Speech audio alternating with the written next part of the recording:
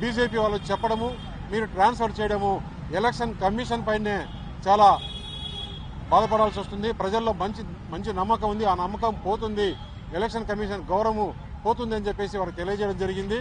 వారు మ్యాటర్ కోర్టులో ఉంది కదా, మేము అన్ని కూడా చూస్తాము, మీరు ఇచ్చినవన్నీ కూడా ఎంక్వైరీ చేస్తాము, దీని మీద ఏదైతే మాట్లాడినాడో దానిపైన సీరియస్ యాక్షన్ కూడా తీసుకుంటాము అని చెప్పడం జరిగింది.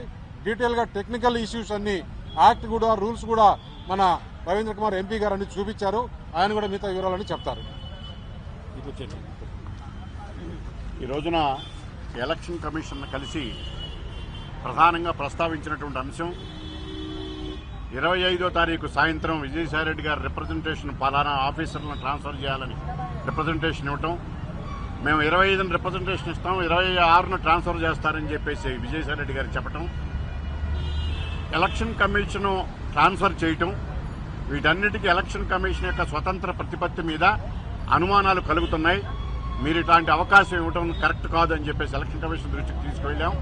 ప్రధానంగా రిప్రజెంటేషన్ ఆఫ్ పీపుల్స్ యాక్ట్లో సెక్షన్ 28A ప్రకారం ఎవరెవరు ఎలక్షన్ కమిషన్ పరిధిలోకి వస్తారు, ఎవరు రారు అన్నటువంటి విషయాన్ని స్టేట్ గవర్నమెంట్ ఒక జీవో రూపంలో ఇష్యూ చేసి ఎలక్షన్ కమిషన్కి ఇంతకుముందు పంపింది.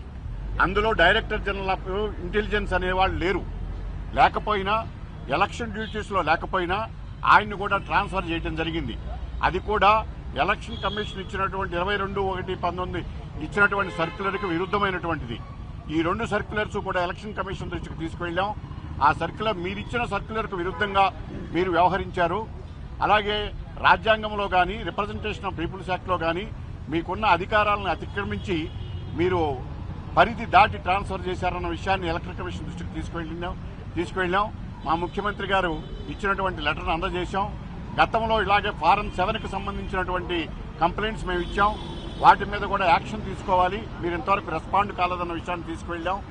ఎలక్షన్ కమిషన్ మేము ఇచ్చిన కంప్లైంట్ల పైన చర్యకు తీసుకోకపోవటం, వాళ్ళు ఇచ్చిన కంప్లైంట్ పైన ఇమీడియట్గా రెస్పాండ్ కావటం, ఎలక్షన్ కమిషన్ రాజ్యాంగ సంస్థ స్వతంత్రంగా వ్యవహరించలేకపోవటం బలహీనతలకు దారితే ఎలక్షన్లు స్వతంత్రంగా జరగవని వారి దృష్టికి తీసుకువెళ్ళాం. డీటెయిల్స్ అన్నీ అక్కడ పెడదాం. ముగ్గురు చీఫ్ ఎలక్షన్ కమిషనర్ అండ్ ఇద్దరు election commissioners Telugu Desam party Chandrababu Naidu గారి పేరు మీద ఇచ్చినటువంటి రిప్రజెంటేషన్ ప్రధానంగా భారతదేశంలో భాగమైనటువంటి ఆంధ్రప్రదేశ్లో జరుగుతున్నటువంటి ఎన్నికల్లో వైఎస్ఆర్ కాంగ్రెస్ పార్టీ బీజేపీ లైన్స్లో మాట్లాడుకొని బీజేపీ వాళ్ళు వైఎస్ఆర్ కాంగ్రెస్ పార్టీ వాళ్ళు కలిసి ఒకరి తర్వాత ఒకరు వచ్చి కంప్లైంట్ ఇవ్వటం, దాని మీద ఎలక్షన్ కమిషన్ కానీ లేకపోతే ఆంధ్రప్రదేశ్లో కానీ గవర్నర్ కానీ రియాక్ట్ అవటం, ఇది రాజ్యాంగ విరుద్ధం, రాజ్యాంగ మూలానికి ఇది తప్పుడు సంకేతాలు పంపుతుంది.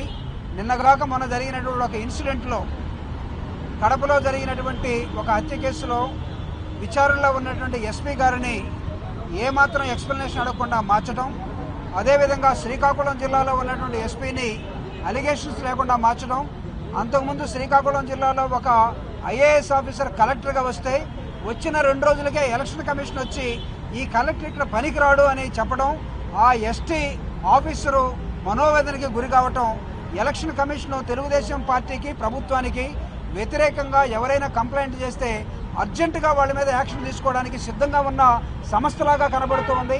ఎలక్షన్ కమిషన్ అంటే ఒక న్యూట్రాలిటీ బాడీగా ఉండాలి, ఎలక్షన్ కమిషన్ అంటే ఒక రాజ్యాంగబద్ధమైనటువంటి సంస్థగా, డెమోక్రటిక్ ఇన్స్టిట్యూషన్గా ఉండాలి. ఇర్రెస్పెక్ట్ ఆఫ్ పొలిటికల్ పార్టీస్ ఇది యాక్షన్ చేయాల్సిన ఆలోచన ఉంటుందని రాజ్యాంగం చెబుతుంది. కాబట్టి రాజ్యాంగ మూల సూత్రాలకి కట్టుబడి ఎలక్షన్ కమిషన్ ఉండాలి అని మేము అడిగినప్పుడు చీఫ్ ఎలక్షన్ కమిషనర్ గారు మాట్లాడుతున్నారు, మీరు వెంకటేశ్వరరావు గారి మీద, ఇంటెలిజెన్స్ ఆఫీసర్ మీద మా పరిధిలోకి రారని కోర్టుకు వెళ్ళారు కదా, కోర్టులోనే మేమేం చెప్పామో కోర్టులోనే చెప్పడానికి మేము కూడా సిద్ధంగా ఉన్నామని చెప్పిన విధానం అయితే మాకైతే బాధ కలిగించింది. ఏది ఏమైనా సరే ఎలక్షన్ కమిషన్ మీద with due respect on the constitutional body, ఆంధ్రప్రదేశ్లో ముఖ్యమంత్రి గారికి రక్షణ లేనటువంటి ఇంటెలిజెన్స్ ఆఫీసర్ని పక్కన పడేస్తే, ఒకవేళ ముఖ్యమంత్రి గారికి అనుకోని విధంగా ఏమైనా సెక్యూరిటీ ప్రాబ్లం వస్తే ఎవరు చూడాలి?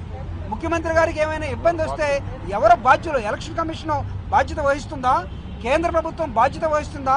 ఆంధ్రప్రదేశ్లో చాలా ఫ్రీగా ఫ్రాంచైజింగ్ ఓటుని జరగాలని మేము భావిస్తూ ఉంటే వైఎస్ఆర్ కాంగ్రెస్ పార్టీ, బీజేపీ వాళ్ళు ఇంతకు ముందే చెప్పారు అవసరమైతే అక్కడ ప్రెసిడెంట్ రూల్ పెట్టాలని.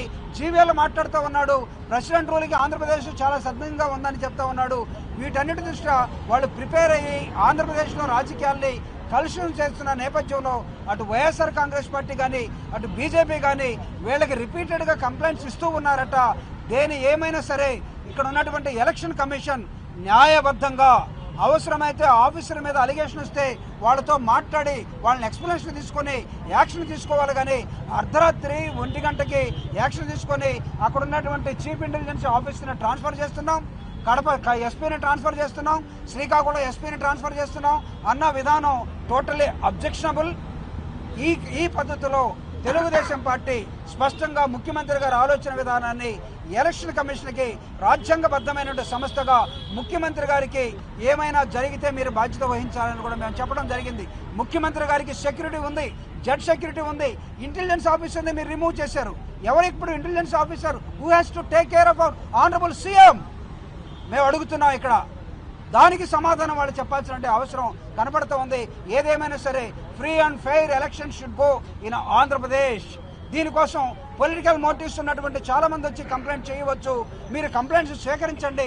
కానీ దాని మీద న్యాయబద్ధమైనటువంటి ఆలోచన చేయకుండా వన్ సైడెడ్గా ఎలక్షన్ కమిషన్ వెళితే ఎలక్షన్ కమిషన్ కూడా ఈ విధంగా ఉందా అన్న ఒక ఆలోచనలో ప్రజాస్వామ్యం మంటగలిసే విధానం ఉన్నది. కాబట్టి ప్రజాస్వామ్య వ్యవస్థలను రక్షించుకునే క్రమంలో ఎలక్షన్ కమిషన్ ఎలక్షన్ జరుగుతున్న సమయంలో మీకున్నటువంటి పరిధులేంటో, మీకున్నటువంటి రెస్పాన్సిబిలిటీస్ ఏంటో, మీ పరివిలోకి ఏ ఆఫీసర్ వస్తాడో వాళ్ళతోనే మీరు ఉండాలి. కానీ మీ పరివిలోకి రానటువంటి ఒక ఆఫీసర్ని మీరు ట్రాన్స్ఫర్ చేస్తే మా ప్రభుత్వం స్పష్టంగా జీవో జారీ చేసింది, ఇది మీ పరివిలోకి రాదు కాబట్టి ఈ ఆఫీసర్ ఇక్కడే ఉండాలని చెప్తే ఇది కాన్ఫ్లిక్ట్గా తీసుకుంటే దానికి మేము బాధ్యత అయితే వహించలేము.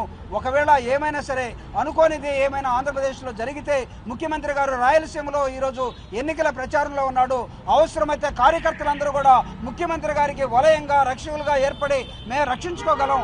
అప్పుడు పోలీస్ వ్యవస్థ ఎందుకు, ఎలక్షన్ కమిషన్ ఎందుకు, లేకపోతే రాజ్యాంగం ఎందుకు అనే ఆవేదన కూడా ప్రజలకి మిగల్చకుండా స్పష్టమైనటువంటి ఆదేశాలతోటి ఎలక్షన్ కమిషన్ కదలాలని, ఎలక్షన్ కమిషన్ ఫ్రీ అండ్ ఫెయిర్గా న్యూట్రల్గా ఒక రాజ్యాంగబద్ధమైన సంస్థగా ఆలోచించమని ముగ్గురు కమిషనర్లకి మేము ముగ్గురం కూడా చెప్పడం జరిగింది. వాళ్ళు చాలా స్పష్టంగా విని నవ్ ఆన్వర్డ్స్ మేము will see everything in a serious manner అని చెప్పడం జరిగింది. వాళ్ళు చెప్పిన దానికి సంతోషపడతా ఉన్నాం, జరగాలని కూడా కోరుకుంటా ఉన్నాం. 2009లో మీరు అప్పటి డీజీపీ మీద